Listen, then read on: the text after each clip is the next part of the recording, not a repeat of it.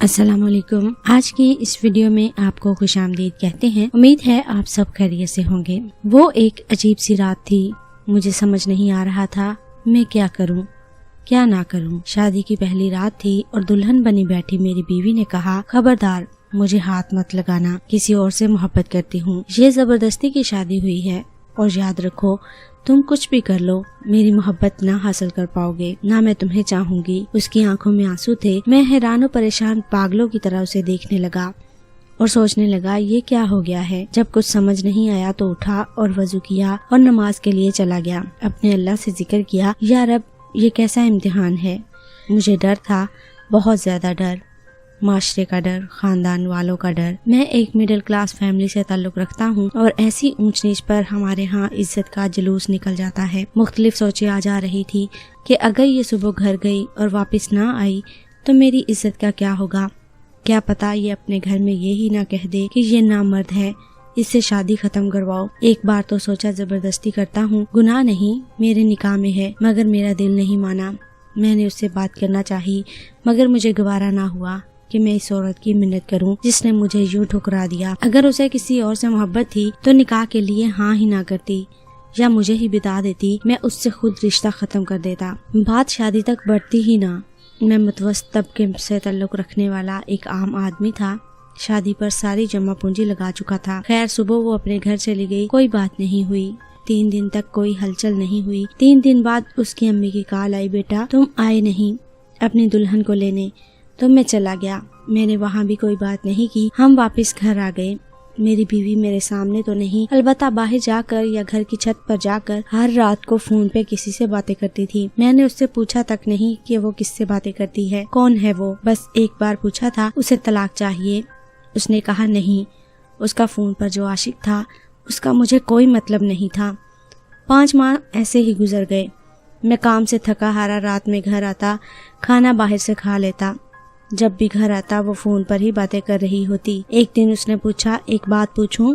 मैंने कहा पूछ लो। उसने कहा, क्या आप मुझे देखकर तलब नहीं होती? मैंने कहा शादी से पहले भी तो कंट्रोल ही था, तो तुम्हें क्या लगता है अब भी नहीं हो सकेगा? मगर उस रात बात कुछ और थी। मैं सोया हुआ था, मेरे मोबाइल की घंटी बजी। फोन मेरे दोस्त का था।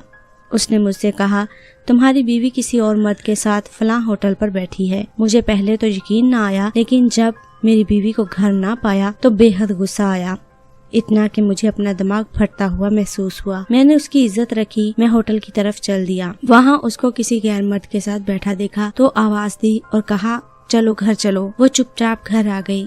घर लाकर उसे मैंने इंतहाई जोरदार थप्पड़ मारा कि मेरी उंगलियां उसके मुंह पर छप सी गई और उसको बोला, अब तुम अपने घर दफा हो जाओ। आज से मेरी तरफ से आजाद हो। जब तुम्हें तलाक चाहिए हो तो कह देना, मगर मेरे साथ मेरे घर में तुम हरगिज नहीं रह सकती। वो औरत यानी मेरी बीवी आज भी अपने मेके घर में है।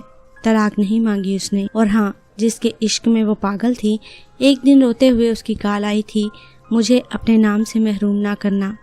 बस भले ही मुझे अपने पास जगह ना दो, लेकिन तलाक मत देना। बस एक आखिरी ख्वाहिश पूरी कर दो। मैंने उसकी ख्वाहिश का एहतराम किया, उसको तलाक नहीं दी। उसके बाद 3 से 4 साल लगे खुद को नॉर्मल इंसान बनाने में, औरत पर यकीन करने में कि हर औरत एक जैसी नहीं होती। फिर आखिर मैंने दूसरी औरत से शादी कर ली। अब अल्हम्दुलिल्लाह मेरे 3 बच्चे हैं और मेरी दूसरी बीवी बहुत ही नेक निकली। पता नहीं वो 3-4 साल जो मैंने हौसले से गुजारे थे, मैं जरा सा भी परेशान हो जाऊं तो मेरी बीवी की नींदें उड़ जाती हैं। उसको मुझसे इश्क की हद तक प्यार है और बेइंतहा इश्क। बाज दफा तो मैं झुंझला सा जाता हूँ और उससे झगड़ पड़ता हूँ कि अल्लाह की बंदी, मैं दूध पीता बच्चा नहीं। एक वो पहली औरत, एक ये औरत। मैं तो वही था, वही हूँ। मेरी पहली वाली बीवी सुना है अब पागल हो चुकी है। मेरे नाम लिख लिख कर चूमती रहती है और गलियों में फिरती रहती है। उसे अपने होश ही नहीं। 1-2 दफा जहर भी खा लिया मगर बच गई। लोग अब भी कहती हैं मैं जालिम हूँ। उस पर जुल्म इतने किए कि वो पागल हो गई। अब मैं क्या कहूँ लोगों से। हराम मोहब्बत का मुकद्दर हमेशा जिल्लत ही होती है। याराने आशिकी माशूकी लगाकर तवक्को करना कि ये ठीक होगा, जिल्लत ही मिलती है।